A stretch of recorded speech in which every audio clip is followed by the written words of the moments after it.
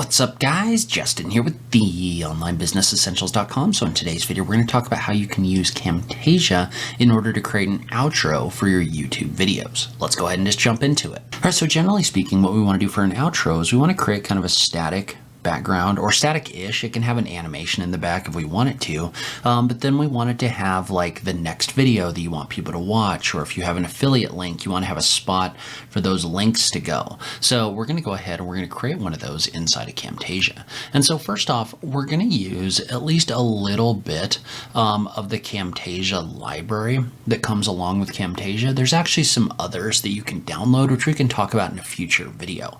But for now, we're just going to create something fairly simple.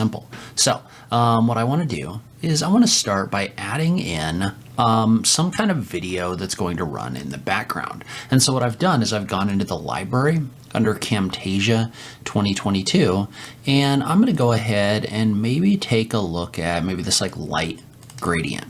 And so this is basically an animation that you can preview, but if I click on it, notice what it's going to do is it's just going to preview this animation, and this is just kind of a fixed gradient is all that it is. And so that's going to work out pretty well for what we want to do. So we're going to go ahead and drag this in here.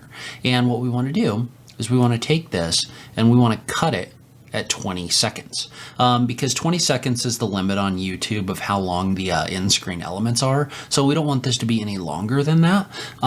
Sometimes we do end up doing that, but we just want this clip to be 20 seconds. So you can just click and drag on your timeline right here. You can tap the S key in order to split this off. And so now you've got kind of a background that's going to act as a basis for your outro.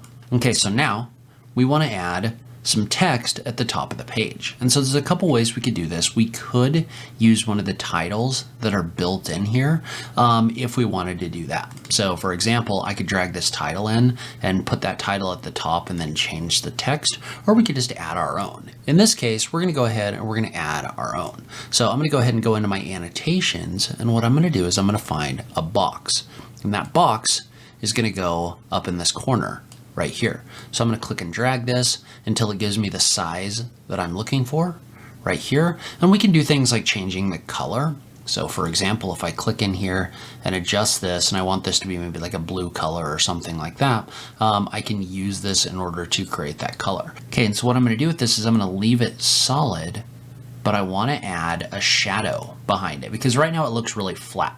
Right? And I also don't like this blue color. We're probably going to change this to something more like this right here. And so the other thing I'm going to do is I'm going to go into my visual effects and I'm going to give this a drop shadow because that can really make this kind of stand out and make it look like it's more over this object. So you can bring this down a little bit.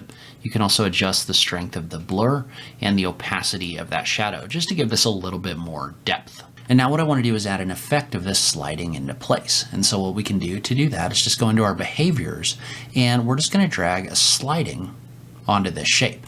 And so what that's going to do is it's going to add this effect to the shape. So now if I click play, notice how this is going to slide into place. And then one of the things we want to change is the during. It's going to kind of flash, and we don't want it to flash. So we want to go to our during, and we want to turn our style to none. So it's just going to sit there. And then in the out, right now it's going to slide to the right, which is not necessarily what I want. I want this to slide back to the left, like this. So now if I click on play, that's going to slide back out. And so one of the things you're going to want to do is you're going to want to add some text in here. So I'm going to add an annotation that goes over top,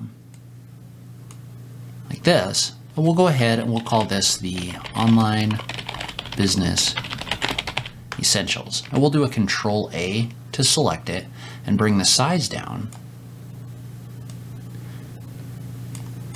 And what I might do is I might change the colors of this text a little bit.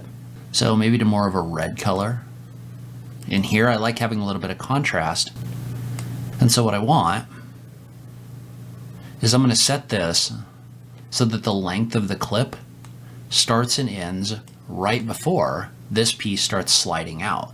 And then I'm going to do the same thing. So I'm going to add a sliding behavior to the beginning and to the end, and I'm going to toggle the style to none in the middle. So now what's going to happen is this box is going to slide in, and then the text is going to slide in like this. And then at the end, the text will slide out, and I want to change the direction of the out text to left. Okay, so then I'm going to do a Control C and a Control V, and I'm going to duplicate this. And in this case, I want to remove the sliding behavior right here. And this is just going to be my little piece of text that says what happens on this channel. That's really important because you want people to understand what you do here so they might come back. So in this case, I'm just going to say,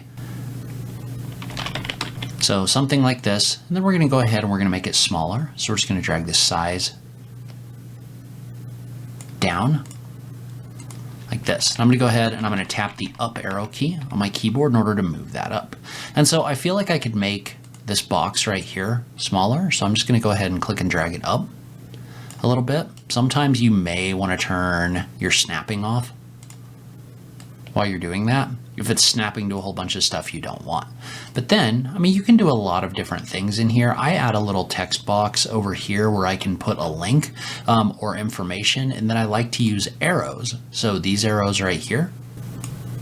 And this is how I add my new videos. So usually I'll put something like my newest video here. And then I'll do a Control C and a Control V. And I'll copy this down, and I'll do a click to subscribe here. And this is where I'll put my in-screen elements to the left-hand side over here. We can go ahead and select these and change the color. So I'm gonna go ahead and change them so that they match right here. Note that you can click in here and use the eyedropper in order to match a color on your page, like this. I feel like the angles might be a little bit steep on these, so I'm going to bring them back down just a bit. And so now I'm going to take these and I'm going to make them the duration of the clip. So I'm just going to click and drag on either end so that these are in the video the entire time. And so say that we're good with this. So this is doing everything that we want it to do, and we want to save it so that we can access it later. Right? So right now, all of these are just individual little clip pieces that are operating separately, right? But what we want to do is we want to take these and we want to select them all. So I'm going to click and drag down below. Then I'm going to right click on them and we're going to click on the option for group. And so when we group these, notice how these all get dropped into a single row in my editor right here. Well, what that means is not only does that mean that these aren't taking up as much space, it also means we can click on the little plus button and it's going to pop open a little tab where we can edit this, or we can double click in here in order to enter edit mode and adjust these. Well, in this case, what I want to do is I want to right click on this and I want to rename it. And I'm going to name it OBE outro. Right, so I've named my clip. Now what I want to do is I want to right click and I'm going to click on the option to add to library. And so when I click on add to library, I have multiple different libraries for multiple different channels. You can call this whatever you want, but we're going to go ahead and we're going to click on we're going to go ahead and name this OBE outro, and we're going to click on OK. And so now that OBE outro is going to show up in my libraries on the left-hand side of the page. So when you go into library, you can click on the drop down, and wherever you put that, you can click in here and this is going to show up. That means that now if I have a new project, so I'm not going to save this one, but if I have a new project and I want to drag this in, I can click and drag it just like this, and that whole outro is going to show up on my screen. So now I've got an outro that I can use in the future.